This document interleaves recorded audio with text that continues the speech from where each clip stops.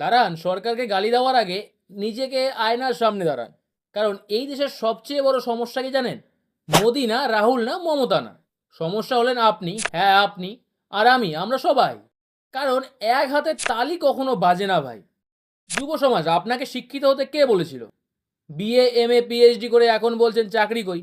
আরে দাদা, সরকার কি আপনার বিয়ের কার্ডে লিখে দিয়েছিল যে ডিগ্রি নিলেই চাকরি ফ্রি? শিক্ষিত হলে প্রশ্ন করবেন, প্রশ্ন করলে ঝামেলা। তার চেয়ে টিকটক করুন, রিল বানান, 15 সেকেন্ডে ফেমাস।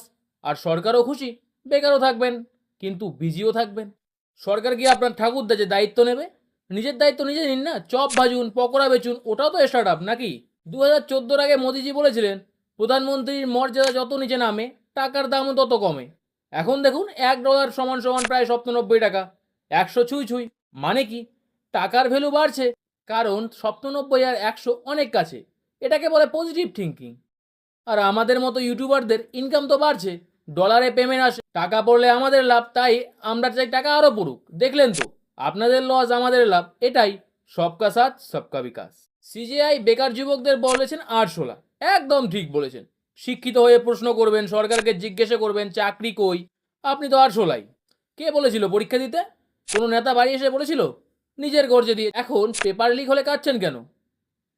লিক না করলে গরিবের ছেলেটাও যদি অফিসার হয়ে যায়, তাহলে বড়লোকের ছেলেরা কি করবে? ব্যালেন্স নষ্ট হয়ে যাবে না? আগেও তো পেপার লিক হতো, তখন প্রশ্ন করেননি কেন?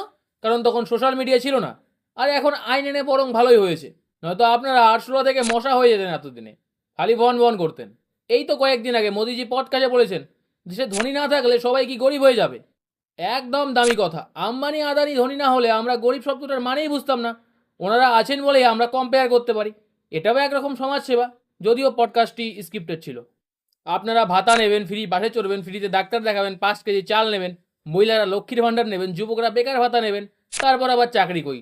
লজ্জা করে না চাইতে? সরকার তো আর এটিএম না ভাই, সব ফ্রি দিয়ে আবার সরকারকেই গালি। এটাকে বলে খাবো আর থালাও ফুটো করব। সব দোষ সরকারের, আপনি ধোয়া তুলসী পাতা। পেট্রোলের দাম না বাড়লে এত ভাতা আসবে কোথা থেকে? তার উপর যুদ্ধ লেগেই আছে, হরমুজ প্রণালী বন্ধ, ভোটের প্রচারে হেলিকপ্টারে তেল লাগে। সরকারের কি জ্বালা কম? আপনার বাইকের ট্যাঙ্ক ভরতে কষ্ট হয়, আর ওদের পুরো দেশ চালাতে হয়। তারপরে আবার এফটিন ফাইলস তো রয়েছেই। রাস্তার গর্ত নিয়ে কান্নাকাটি। আরে বোকা, গর্ত না থাকলে পরের বছর লেবাররা কাজ কোথায় পাবে? আপনি চাকরি চান, আবার গর্ত বুঝিয়ে লেবারের পেটে লাথিও মারবেন।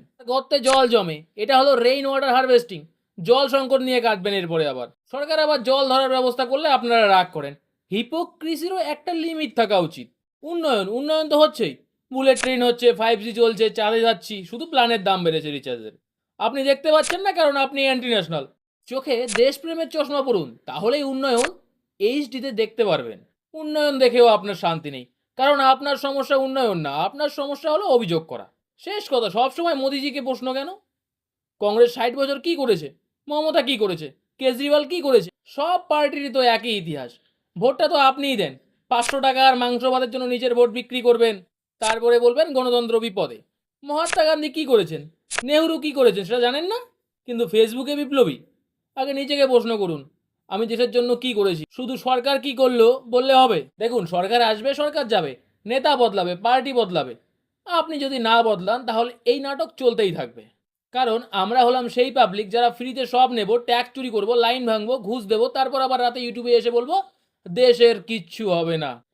তাই আগে ক্রিটিসিজমটা নিজেকে করুন, কারণ গণতন্ত্রে জনগণ যেমন, সরকারও তেমন।